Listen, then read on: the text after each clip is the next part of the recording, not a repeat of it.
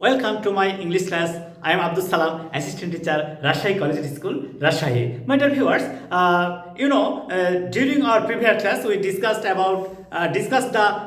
rules of transformation of sentences. But today I am also going to discuss the rules of transformation of sentences. But the more and more important rules. Just follow me.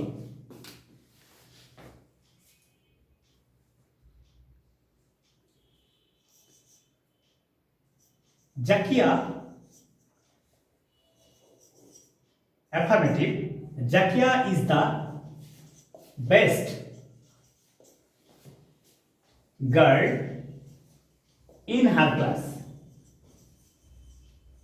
Jakia is the best girl in her class. আমরা কিন্তু এই সেন্টেন্সটা দেখে একেবারে সহজ বুঝতে পারছি যে সুপারলেটিভ ডিগ্রি অ্যাডজেক্টিভের সুপারলেটিভ ফর্মের পূর্বে দা আছে, অ্যাডজেক্টিভের সুপারলেটিভ ফর্মের পূর্বে দা আছে। এই ধরনের সেন্টেন্সকে নেগেটিভে রূপান্তরের সময় পজিটিভ ডিগ্রি করলেই হয়ে যায়। কিন্তু কেমন? যখন দেখবো সাধারণ সুপারলেটিভ ডিগ্রি একে পজিটিভ করার সময় নো আদার দ্বারা শুরু করতে হয়, নো আদার, তারপরে অ্যাডজেক্টিভের পরের অংশ বসে যায় no other girl in her class, no other girl in her class is so good as Jakia. তাহলে আমরা এখানে একেবারে সহজে শিখলাম সেটি কি, যে সাধারণত সুপারলেটিভ ডিগ্রিকে পজিটিভে রূপান্তরের সময় বা নেগেটিভে রূপান্তরের সময় একই উত্তর হবে কি, যখন এই অ্যাডজেক্টিভের সুপারলেটিভ ফর্মের পূর্বে দা থাকবে তখন এই যে নো আদার দ্বারা পজিটিভ ডিগ্রি শুরু হবে, নো আদার দ্বারা পজিটিভ ডিগ্রি শুরু হলো। তারপরে অ্যাডজেক্টিভ, এটা হচ্ছে অ্যাডজেক্টিভ, এইটা অ্যাডজেক্টিভ, তারপরের অংশ বসে গেল। হ্যাঁ বসলো। সেন্টেন্স যখন নো আদার দ্বারা শুরু হয় তখন ভার্ব সিঙ্গুলার হয়, তাহলে ইজ হলো। আর যেহেতু আমরা এটা নেগেটিভ আর পজিটিভ একই রকম হবে তাই অ্যাডজেক্টিভের পজিটিভ ফর্ম হবে, তার পূর্বে সো বা অ্যাজ, পরে অ্যাজ সাবজেক্ট, এই সুপারলেটিভ ডিগ্রির সাবজেক্ট শেষে। আশা করি তোমাদের এখানে কোনো সমস্যা নেই। এরপরে আমরা এর পরবর্তীটা দেখব, সেটা কি বলছে, সেটা বলছে জান্নাত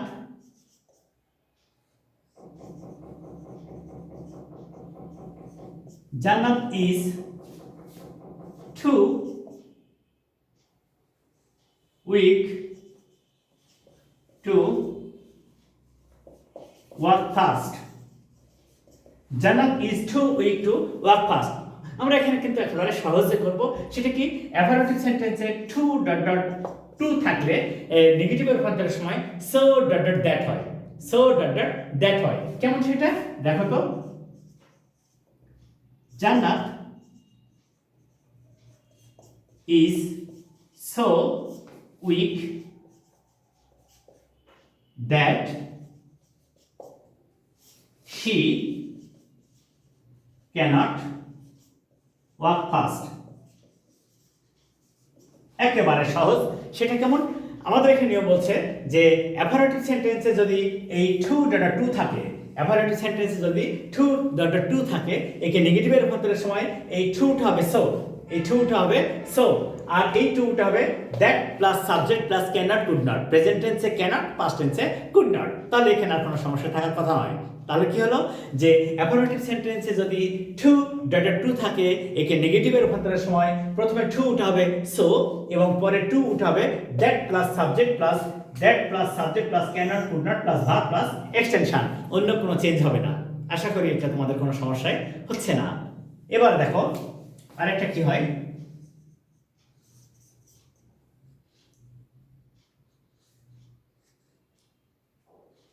she is as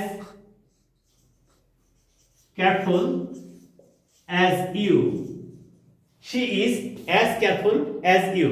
এখানে মজার ব্যাপার হলো যে অ্যাফারমেটিভ সেন্টেন্সে যদি এই as ডট ডট as থাকে তাহলে একে নেগেটিভে রূপান্তরের সময় হবে not less dot dot than।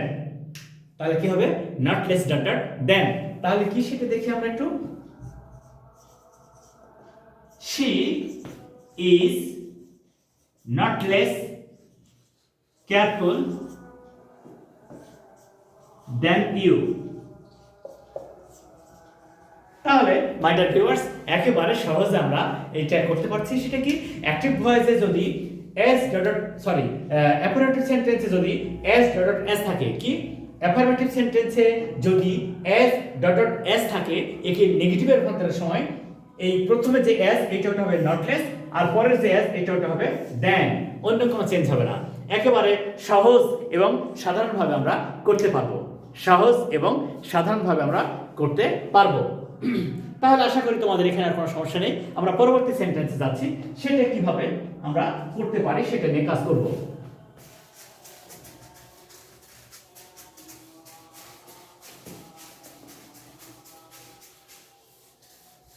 আমরা চেষ্টা করব কিভাবে সঠিক এবং সুন্দরভাবে নিয়ম পালন করে, নিয়ম ফলো করে কারেক্ট ইংলিশ লেখা যায়, কারেক্ট ইংলিশ শেখা যায়।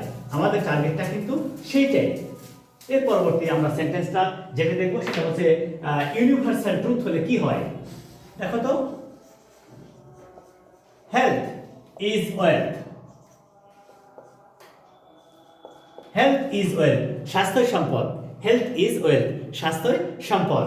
এই ধরনের সেন্টেন্সকে যখন আমরা নেগেটিভ করব তখন কিন্তু ইন্টারোগেটিভ নেগেটিভ করতে হয়। এটা তোমাকে ভালো করে শিখতে হবে। কিন্তু এই ধরনের সেন্টেন্সকে যখন আমরা নেগেটিভ করব তখন আমাদেরকে ইন্টারোগেটিভ নেগেটিভ করতে হয়। সেটা কি, isn't health wealth, isn't health wealth, স্বাস্থ্য কি সম্পদ নয়? ইজন্ট হেলথ ওয়েলথ, স্বাস্থ্য কি সম্পদ নয়? তাহলে আমরা কি শিখলাম, যে আমরা যখন দেখব যে ইউনিভার্সাল ট্রুথ বা প্রভার্বস যেগুলি সেগুলিকে যখন আমরা নেগেটিভে রূপান্তর করব তখন সাধারণত সেগুলি ইন্টারোগেটিভ নেগেটিভ করতে হয়, ইন্টারোগেটিভ নেগেটিভ করতে হবে। হ্যাঁ, সেগুলি একেবারে সহজ, ইন্টারোগেটিভকে নেগেটিভে রূপান্তর করতে হবে। যেমন আমরা যদি এরকম একটা সেন্টেন্স বলি,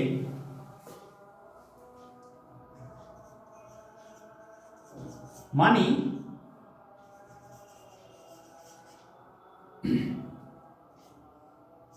মানি বিগেটস মানি, টাকায় টাকার জন্ম দেয়, মানি বিগেটস মানি। তাহলে এটাও কিন্তু একেবারে সাধারণ কথা, এটাও ইউনিভার্সাল ট্রুথ। তাই এই ধরনের সেন্টেন্সকে নেগেটিভে রূপান্তরের সময় ইন্টারোগেটিভ নেগেটিভ তৈরি করতে হয়। তাহলে ডাজন্ট, এখানে একটা বিষয় খেয়াল করে দেখো, এখানে কিন্তু বি ভার্ব বা অক্সিলারি ভার্ব নেই, এখানে বি ভার্ব বা অক্সিলারি ভার্ব নেই। তোমরা তো জানো যে সমস্ত সেন্টেন্সে বি ভার্ব বা অক্সিলারি ভার্ব থাকবে এবং সেটা ইউনিভার্সাল ট্রুথ হয়, তাকে ইন্টারোগেটিভ করার সময় ওই বি ভার্ব বা অক্সিলারি ভার্ব সাবজেক্টের পূর্বে যাবে। এই বি ভার্ব বা লিঙ্কিং ভার্ব সাবজেক্টের পূর্বে যাবে। কিন্তু যেখানে বি ভার্ব বা অক্সিলারি ভার্ব নাই, সেটা প্রেজেন্ট টেন্সে ডু ডাজ বসে, সাবজেক্ট সিঙ্গুলার ডাজ হবে, আর নেগেটিভ করার সময় doesn't.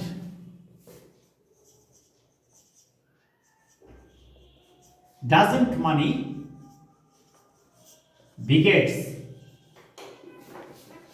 money, sorry, doesn't money beget money?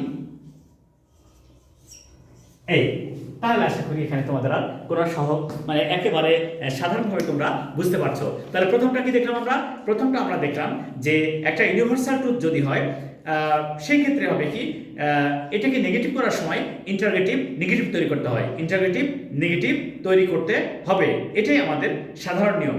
আর যদি বিভার থাকে তাহলে বিভারটা সেন্টেন্সের শুরুতে বসবে, এবং যেহেতু নেগেটিভ করতে হবে বিভারের পরে নটের সংক্ষিপ্ত ফর্ম বসবে, নটের সংক্ষিপ্ত ফর্ম বসবে। তাহলে আমরা এখানে দেখব যে কিভাবে সাধারণ একটা জিনিসকে, একেবারে সাধারণ জিনিসকে চমৎকারভাবে লেখা যায়। আর যদি সেখানে অক্সিলারি ভার্ব না থাকে বা বি ভার্ব না থাকে তাহলে প্রেজেন্ট টেন্সে আপনারা জানেন যে এটাকে নেগেটিভে রূপান্তরের সময় ডু ডাজ এবং এর সঙ্গে নটের সঙ্গে ফর্ম ডন্ট বা ডাজন্ট ইউজ করতে হবে, ডন্ট বা ডাজন্ট ইউজ করতে হবে। তাহলে এরপরে সেন্টেন্স দেখতে, my friend sometimes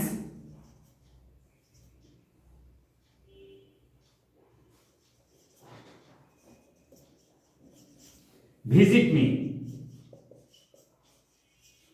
দেখো তাই সেন্টেন্সটা কেমন, my friend sometimes visits me. My friend sometimes visit me. এই যে sometimes, কখনো কখনো, তার মানে সব সময় নয়, তার মানে সব সময় নয়। তাহলে এই ধরনের সেন্টেন্সকে আমরা যখন নেগেটিভে রূপান্তর করব কিভাবে হবে? সামটাইমস থাকলে হবে বিপরীত শব্দ কি? অলওয়েজ। সামটাইমস মানে কখনো কখনো, অলওয়েজ মানে সব সময়। তাহলে কি হবে? My friend does not always visit me. My friend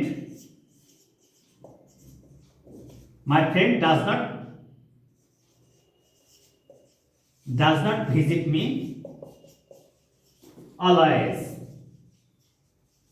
আচ্ছা, এখানে সামটাইমস আছে, অলওয়েজটাকে শেষে নিয়ে গেলাম কেন?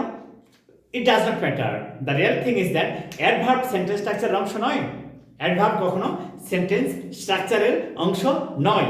সে সেন্টেন্সের ভার্বের পরে বসতে পারে, আবার অবজেক্টের পরে বসতে পারে, আবার সেন্টেন্সের শেষে বসতে পারে, সেন্টেন্সের শুরুতেও বসতে পারে। তাহলে আমরা কি শিখলাম? আসলে ওই ওয়ার্ডটা বসাবো কিভাবে? সেন্টেন্সের রিটোরিক্যাল ডিভাইস, অর্থাৎ সেন্টেন্সের সৌন্দর্য বৃদ্ধি পাবে কিভাবে, কোথায় বসালে সেন্টেন্সটা সুন্দর হবে সেখানে বসালে হয়ে গেল, কিন্তু অ্যাডভার্ব সেন্টেন্স স্ট্রাকচারের অংশ নয়। তাহলে আমরা কি শিখলাম?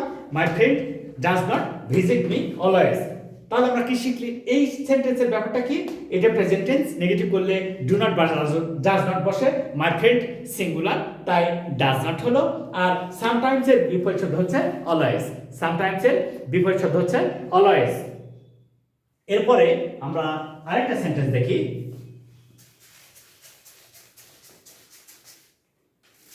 তাহলে আরেকটা রুলস আমরা শিখতে পারবো এবং সহজেই বুঝতে পারবো। I have few friends. I have few friends. আমার মাত্র কয়েকটা বন্ধু আছে। I have few friends. আমার মাত্র কয়েকটা বন্ধু আছে। দেখো, few মানে খুবই কম, আর many মানে অনেক। few মানে খুবই কম, many অর্থ অনেক। তাহলে সেক্ষেত্রে কি হবে? I don't have many friends. তাহলে এটাকে আমরা নেগেটিভ করলে কি হবে? I don't have many friends. I don't have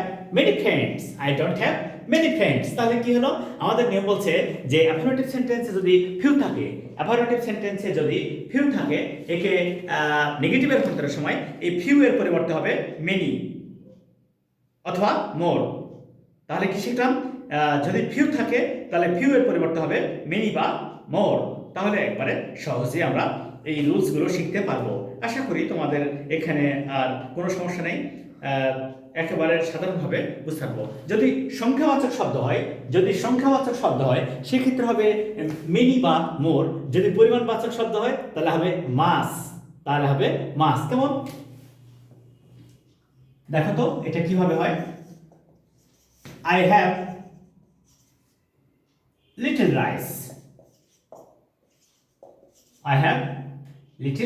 rice. আমার সামান্য চাউল আছে। তাহলে এটাকে আমরা যদি নেগেটিভ করি তাহলে কি হবে? I don't have much rice.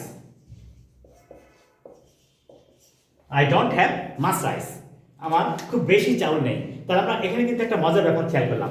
যদি সংখ্যাবাচক শব্দ হয়, কাউন্টেবল ব্যাপারটা হয় সংখ্যাবাচক শব্দ, তাহলে হবে এই লিটল ফিউ বা লিটলের পরিবর্তে হবে মেনি বা মোর, মেনি অথবা মোর। আর যদি পরিমাণবাচক শব্দ হয় তাহলে এই লিটলের পরিবর্তে হবে মাস হবে। তাহলে আমরা সহজে শিখতে পেলাম। আর এখানে প্রশ্ন হলো যে আপনি এখানে ডোন্ট ইউজ করলেন কেন? ইয়েস, এই I have few friends, I have little rice, এগুলি সিম্পল প্রেজেন্ট টেন্স। এগুলি কি? Simple present tense. আর তোমরা তো জানো যে সিম্পল প্রেজেন্ট টেন্সকে নেগেটিভে রূপান্তরের সময় সাবজেক্টের পরে ডু নট বা ডাজ নট বসে ভার্বের বেস ফর্ম হয়। সাবজেক্টের পরে ডু নট অথবা ডাজ নট বসে এবং ভার্বের বেস ফর্ম হয়। আমরা আশা করছি যে তোমাদের এখানে আর কোনো সমস্যা নেই। তাহলে আমরা খুব সহজেই এই ব্যাপারগুলোকে কিভাবে নেগেটিভ সেন্টেন্সে রূপান্তর করা যায় তা নিয়ে কাজ করছি। আশা করি তোমরা এই অ্যাফার্মেটিভ থেকে নেগেটিভ সেন্টেন্সের যে রুলসগুলো আছে সেগুলোর আর কোনো সমস্যা থাকলো না। আজকে আমরা এই অ্যাফার্মেটিভ থেকে নেগেটিভ করার যে রুলসগুলো সেগুলো শেষ করে দিলাম। I hope all of you can understand the simple and easy rules of affirmative into negative by Abdus Salam, and you are learning English easily with me. So thank you for your mental support, and I am working for you. So thank you. Please share my videos, like it and subscribe it.